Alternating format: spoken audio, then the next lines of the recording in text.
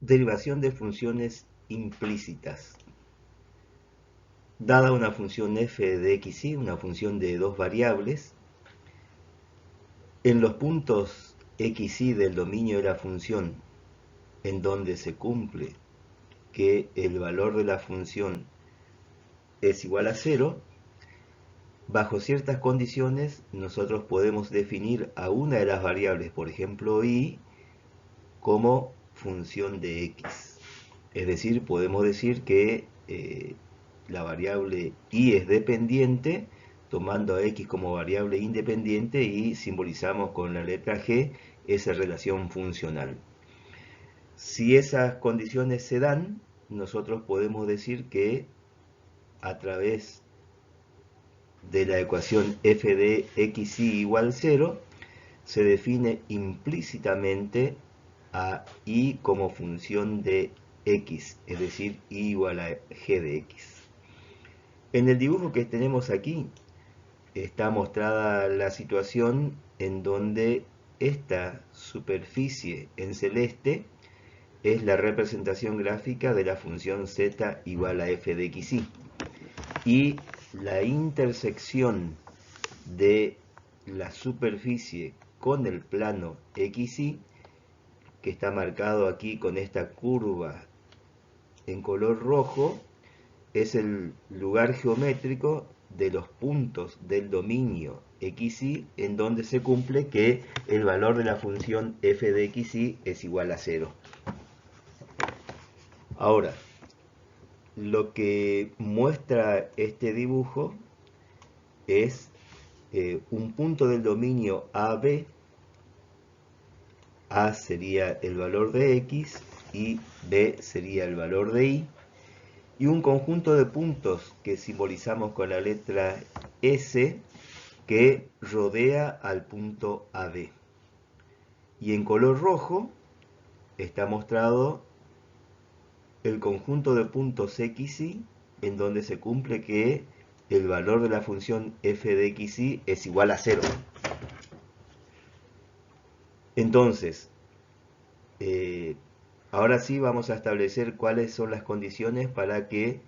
la función f de xy igualada a 0, ¿no es cierto?, nos permita definir en forma implícita ahí como g de x. Entonces, las condiciones son que f de xy esté definida en este conjunto de puntos S, que en un punto AB se cumpla que f de AB sea igual a 0, y que en ese punto la derivada de f respecto de y sea distinto de 0. También se tiene que cumplir que las derivadas parciales, derivada de f respecto de x y derivada de f respecto de y, sean continuas en este conjunto de puntos denominado S.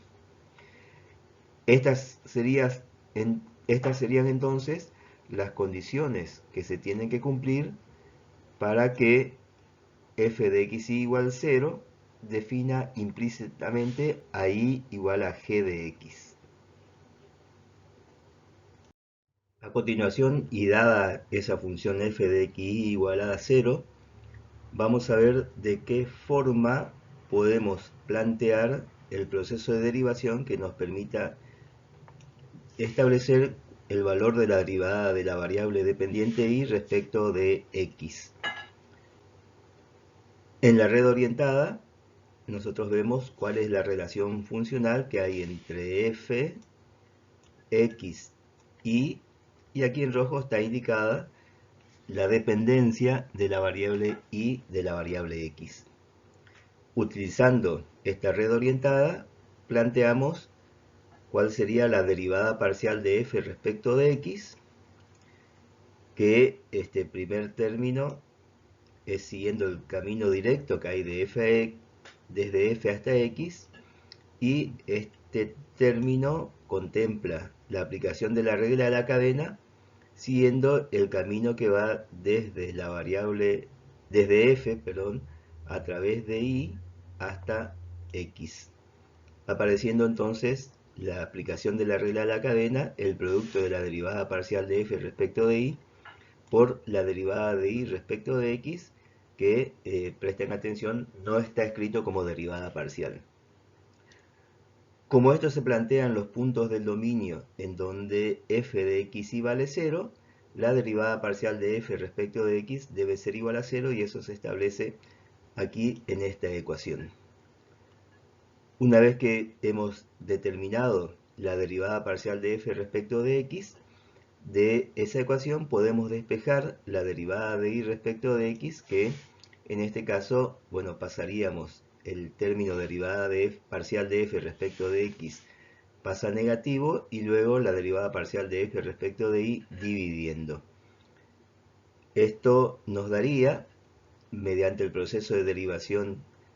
sin explicitar la relación funcional entre y y x, la derivada de y respecto de x. A continuación, vemos un ejemplo en donde tenemos la f de xy, que vale x cuadrado más y cuadrado menos 4, igualada a 0. Y, bueno, en el punto 0,2, ¿no es cierto?,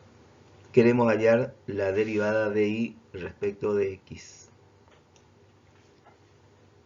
En primer lugar, lo que hacemos es establecer si efectivamente en el punto 0,2 se cumple la ecuación, es decir, que f de 0,2 valga 0. Simplemente reemplazamos x por 0 y por 2, 2 al cuadrado sería 4, menos 4 da 0, con lo cual verificamos que en el punto 0,2 se cumple la ecuación. Por otro lado, y era una de las condiciones, de que la derivada de f respecto de y en el punto 0,2 sea distinta de 0. Derivamos f respecto de y, nos daría 2 veces y, y en el punto 0,2 el valor de la derivada de f respecto de y sería 4, que es distinto de 0. Con lo cual cumplimos, ¿no es cierto?, las condiciones y pasamos a determinar el valor de la derivada de y respecto de x utilizando la expresión que ya hemos deducido. Entonces procedemos a derivar f respecto de x, derivar f respecto de y calculamos el valor de la derivada de y respecto de x, que en el punto 0,2 nos da el valor 0. En esta figura podemos ver la representación gráfica de la función z igual a f de xy igual a x cuadrado más y cuadrado menos 4, que es un paraboloide cuyo vértice está en z igual a menos 4. Y en este dibujo vemos la intersección de ese paraboloide con el plano xy, es una circunferencia de radio 2, que son los puntos del dominio en donde se cumple que f de xy igual a x cuadrado más y cuadrado menos 4 es igual a 0. Está marcado el punto 0,2 en donde hemos determinado el valor de la derivada de y respecto de x. Se ve claramente que la recta tangente en ese punto es horizontal y eso justifica el valor de la derivada que hemos calculado, que es igual a 0. Es igual a 0. Ahora, también está marcado el punto 2,0 en donde, si planteamos las condiciones que hemos establecido, la primera se cumple, es decir, f de 2,0 vale 0, pero la siguiente, que es que la derivada de f respecto de y en el punto 2,0 sea distinta de 0, no se cumple, puesto que la derivada de f respecto de y es 2 veces y, y en el punto 2,0 la derivada de f respecto de y es igual a 0. Por lo tanto, no se cumplen las condiciones y en este punto en particular no podemos establecer a y como una función de x. Se ve claramente en el punto 2,0 la tangente es vertical. En lo que sigue vamos a ver qué hacemos si tenemos una función de 3 variables igualada a 0. En este caso la escribimos como g de x y z igual a 0. La red orientada nos muestra la relación funcional que podemos establecer, es decir, si tenemos una ecuación y tenemos varias variables, podemos elegir a una de esas variables como dependiente de las restantes. Entonces, en este caso, y lo muestra la red orientada, elegimos a z como una función de las variables x e y. Lo que deberíamos verificar es que en los puntos x y z, en donde z se puede escribir como función de x y de y, la derivada parcial de g respecto de z debe valer 0. Utilizando la red orientada, lo que hacemos es escribir la derivada de g respecto de x, que en este caso tendría, por un lado, el camino directo, el que va directamente de g a x, la derivada de g respecto de x, más la aplicación de la regla a la cadena en el camino que lleva de g pasando por z hasta x, y esa aplicación de la regla de la cadena nos da la derivada de g respecto de z por la derivada de z respecto de x. Esto, como g es igual a 0, un valor constante, el valor de esta derivada nos tiene que dar 0. De esta ecuación, nosotros podemos despejar el valor de la derivada que estamos buscando, que es la derivada de z respecto de x, que nos daría menos la derivada de g respecto de x dividido la derivada de g respecto de z. Y este sería el valor de la derivada de z respecto de x, con z definida como función de x y de y en forma implícita a través de la ecuación g igual 0. Aquí repetimos la red orientada, mostrando la relación entre g, las variables x y z, y